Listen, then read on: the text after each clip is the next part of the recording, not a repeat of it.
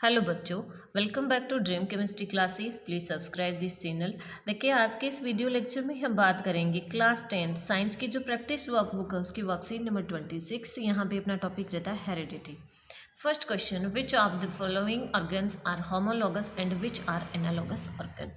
तो देखिए, इनमें से elephant trunk and chimpanzee hand ये होते हैं एनालॉगस ऑर्गन। सेकंड है bird wings and bat wing, ये भी क्या होते हैं analogous organ. And human nail and cat's claw, ये क्या होते हैं एनालॉगस ऑर्गन। देखिए, analogous organ and homologous organ की अगर डेफिनेशन की बात करें तो जो होमोलोगस ऑर्गन होते हैं उनका ओरिजिन क्या होता है सिमिलर, और जो बेसिक स्ट्रक्चर होती है वो सिमिलर होती है, लेकिन फंक्शन क्या होते हैं डिफरेंट डिफरेंट होते हैं।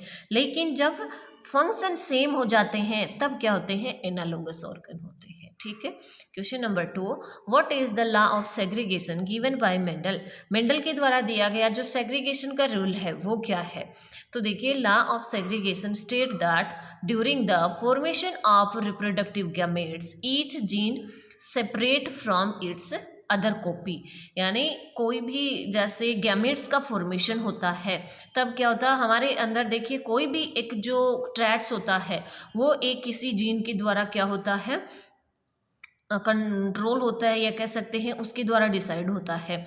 तो ये जो गैमेट्स फॉर्मेशन होता है तब क्या होते हैं वो अलग अलग हो जाते हैं। जैसे देखिए, अगर हम जो मेंडल का एक्सपेरिमेंट थे उनके अंदर लंबेपन का जो गुण था कैपिटल टी, वहाँ पे अगर इनके देखिए अगर गैमेट्स फॉर्मेशन होंगे तो क्या कैसे हो जाएंगे कैपिटल टी, या कह सकते हैं स्मॉल टी है तो इसके जब गैमेट्स बनेंगे तो स्मॉल टी हो जाएंगे, या कैपिटल टी स्मॉल टी है तो इसके गैमेट्स बनेंगे तो कैपिटल टी स्मॉल टी। यानी जब गैमेट्स फॉर्मेशन होते हैं तो ये जो जीन होते हैं जो एलील होता है उसके क्या हो जाते हैं ये जीन अलग अलग हो जाते हैं इस तरह से। ठीक है, ये होता है segregation rule. Question number 3, which theory did Darwin hypothesis. तो Darwin propose the theory of evolution by natural selection. Darwin ने जो थ्योरी दी वो किसके थ्रू दी नेचुरल सिलेक्शन के थ्रू दी।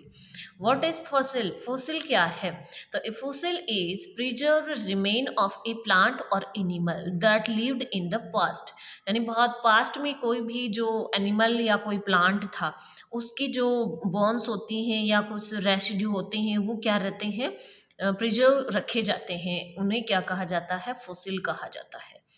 क्वेश्चन नंबर 5 है, what is autosomal chromosome, how many autosomal chromosome are there in human।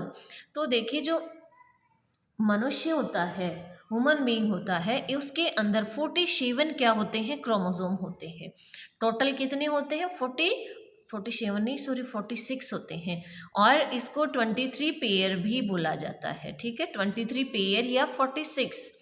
अब देखिए, इनमें से 44 क्या होते हैं ऑटोसोमल होते हैं, और 2 क्या होते हैं सेक्स क्रोमोसोम होते हैं। 2 क्या होते हैं सेक्स क्रोमोसोम होते हैं। इस तरह से ये डिवाइड होते हैं। तो ये ऑटोसोमल होते हैं और ये क्या होते हैं सेक्स क्रोमोसोम होते हैं।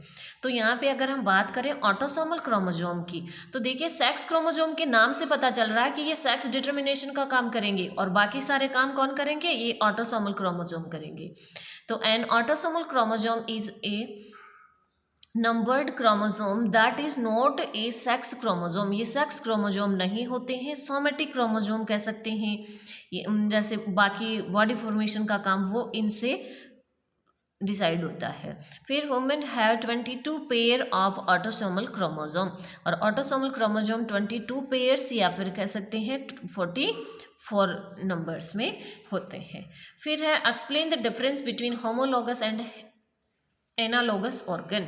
होमोलोगस ऑर्गन क्या है have similar origin and basic structure but perform different function in different organism.